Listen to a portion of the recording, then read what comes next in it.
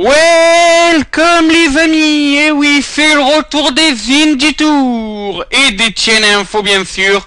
Et donc aujourd'hui on va commencer par les chaînes info. Et quelle chaîne info? Je vais vous dévoiler le programme là, tout de suite, et vous allez voir que c'est vraiment un grand truc que je vous ai concocté pour mon retour. Déjà, comme d'habitude, nous allons évoquer les résultats donc de TNA Explosion. Ensuite, donc, nous parlerons donc d'Impact Wrestling qui était un peu spécial. Donc hier, vu que c'était avant-hier même, excusez-moi, c'était vendredi, vu que c'était un Night of Knockout, un TKO, une nuit assez spéciale où pour une fois les filles sont mises à l'honneur. Nous parlerons ensuite donc de Rampage Jackson qui est un peu en conflit, on va dire, avec la TNA. On a ensuite donc Davey Richard, que devient la moitié des Wolves depuis l'absence donc DJ Edwards pour blessure au pied. Et donc ensuite nous terminerons avec Ethan Carter the First qui a une annonce à nous faire, une grande annonce, ça je peux vous le promettre. Donc commençons donc directement par les résultats d'Explosion.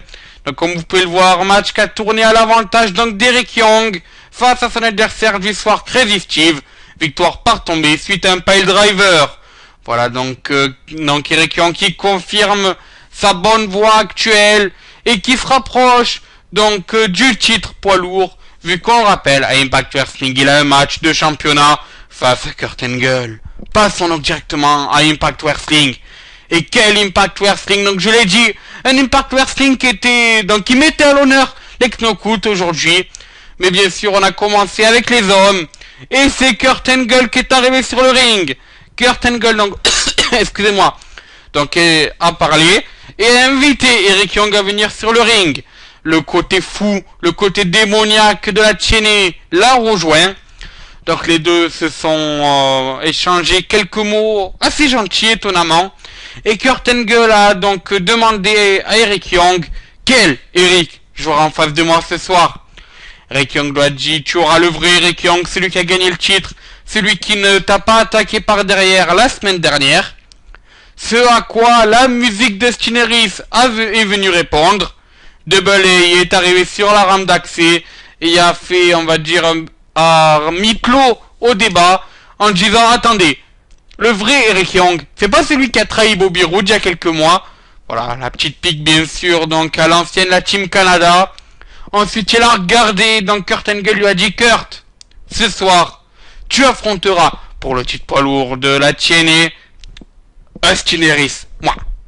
En fait, ce soir, je vais arriver, j'ai donné cette mallette, la cloche va sonner, il y en aura un des matchs les plus épiques de toute l'histoire de la TNA, de toute l'histoire de cette industrie.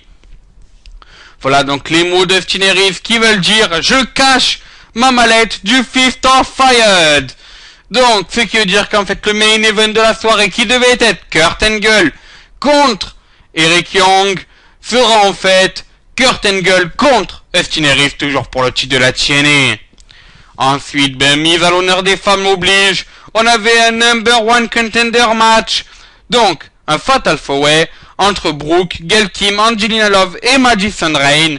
Victoire assez surprenante de Brooke, qui a donc piné la Killer Queen, vu qu'elle a fait le tomber sur Madison Rayne.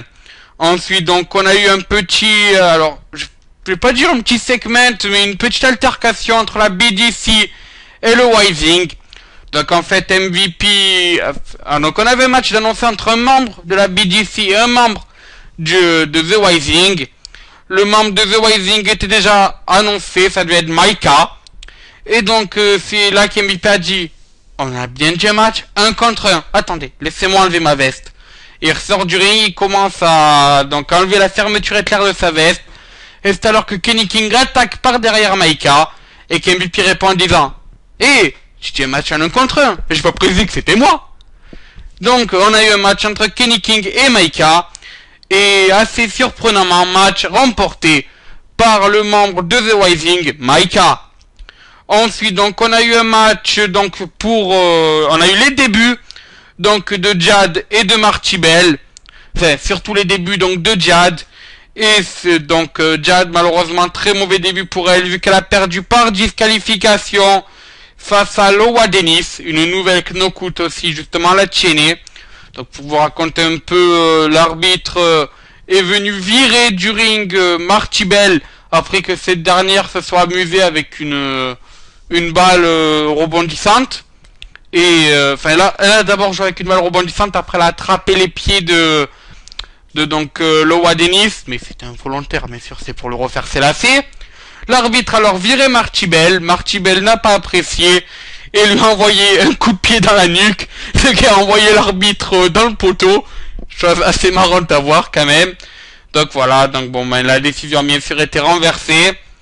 Et donc ensuite les deux filles, donc Jade et Marty Bell, se sont attaquées à la pauvre Christy Amy en la poussant au sol. Ensuite donc on a eu Davey Richards qui a affronté Manic. On a eu donc un petit segment entre Mickie James qui devait donc faire une annonce quant à son futur. Donc son annonce était bien sûr l'annonce de sa retraite, je pense qu'on s'en doutait. Mais c'est alors que James Storm est arrivé, donc sous son thème musical, et qui a commencé à dire à Mickie que ben le public l'adorait, que tout le monde adorait ses prestations, que ce soit sur le ring ou quand elle était chanteuse de country, que voilà que tout le monde trouve que Mickie James est la plus grande divertissante, donc la plus grande entertainer de la TNA. Et donc ensuite il a supplié Mickie avec l'appui du public de venir one more time, de faire un dernier match quoi en gros, et ce à quoi Mickie a accepté, ce qui inquiète un peu Magnus qui après le segment allait demander au caméraman de jeter un œil sur donc sa compagne et la femme bien sûr de son enfant. Ensuite donc on a eu un match sans disqualification pour le titre des Knockouts entre Tewin Tewell et Awesome Kong. Donc match gagné par Taryn Terrell assez étonnamment. Alors donc pour expliquer, Taryn Terrell tente son jumping cutter, donc son RKO sur une table, elle est repoussée, elle est ensuite envoyée sur la table et comme vous pouvez le voir donc en bas de votre écran, elle est placée sur la table. Awesome Kong s'élance alors pour son splash, mais elle est contrée par un coup de kendo stick de Jade et de Marty Bell. Les deux filles aident ensuite Taryn Terrell à porter un triple powerbomb à la mode du Shield à travers la table. Et donc c'est Awesome Kong bien sûr qui passe à table. Et donc Tewin Terrell fait le tomber et annonce qu'elle est en équipe avec Jade et Marty Bell. Ensuite donc main event de la soirée, Austin Aries contre Kurt Angle. Enfin non, il n'y a pas de main event de la soirée. Pour une raison très simple, c'est que donc Austin Aries faisait tranquillement son entrée. Il se fait alors attaquer violemment par Eric Young. Kurt Angle essaie de venir à la rescousse, mais Eric Young attaque aussi le champion du monde et l'Olympic Gold médailliste, laissant ainsi les deux main eventers de la soirée au sol. Ajoutez donc que les caméras se ferment sous un figure four leg lock de Eric Young sur le golden médailliste. Alors, la semaine prochaine, ce sera Hardcore Justice, avec comme match pour l'instant annoncé un match à 6 entre donc la Révolution et Davey Richards et les Hardys. Ce sera un street fight match. Et donc on a aussi d'annoncer un pipe on the pole match entre Drew Galloway et MVP, si j'ai bien compris.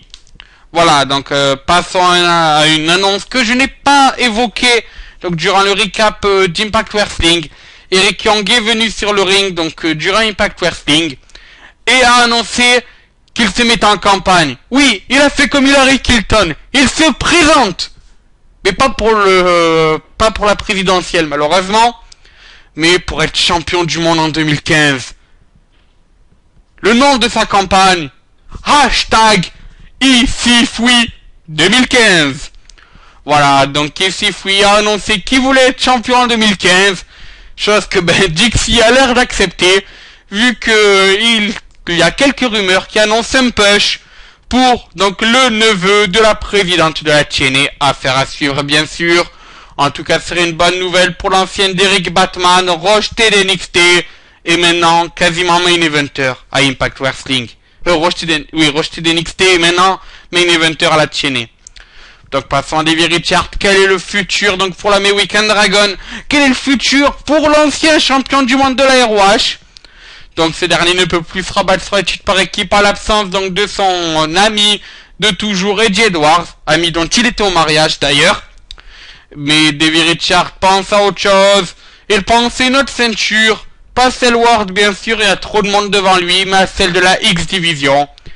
Donc, Davey Richard devrait, donc dans les semaines ou les mois à venir, conquérir de plus en plus, combattre de plus en plus dans cette catégorie que la X Division.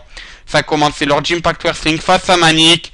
Sûrement qu'il y aura d'autres adversaires une fois sa rivalité close Hardcore Justice avec la Révolution. Enfin, donc terminons avec Rampage Jackson. Donc le fighter du UFC et de Bellator MMA n'est pas très d'accord avec Impact Wrestling. Pour faire bref, donc Rampage a donc lancé un petit message sur Twitter en disant qu'il ne reviendrait pas dans le monde du catch, que la chaîne l'avait trop dégoûté. Chose à quoi un des communicants sur Twitter de la chaîne lui a répondu qu'on lui avait, que lorsqu'il avait tenté de faire combattre Rampage Jackson, notamment face au SN8 fin d'année 2013, ce dernier avait peur de prendre des coups. Forcément, pour être catcheur, c'est assez compliqué, je pense. Donc, est-ce que l'ancien champion UFC est une mauviette? Je ne sais pas. En tout cas, je pense que pour être dans un octagone du UFC, faut pas avoir peur de prendre des coups. Donc, peut-être une petite foutaise lancée par, sur Twitter par un des officiels de la chaîne, affaire à suivre. En tout cas, donc nous on se retrouve cette semaine pour les Indie Tours bien sûr. Voilà, donc le programme vous sera dévoilé lundi. Et sur ce, moi je vous dis adieu, bonsoir les amis.